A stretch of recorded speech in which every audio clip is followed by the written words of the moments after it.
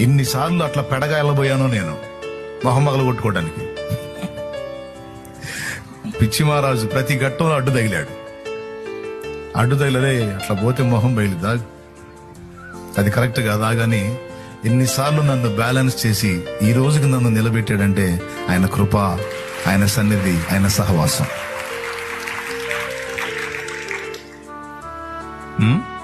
అందుకే పాటలు పాడు. మనుషుల మనసులలో ఏ చోటు లేకున్నా మంచిదైన నీ మదిలో నాకు చోటునిచ్చావు.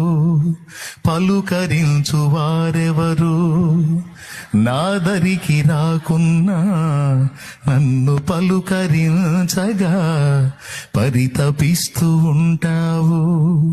కంటి పాపలా నన్ను కాపాడుకుంటావు. కంటి పాపలా నన్ను కాపాడు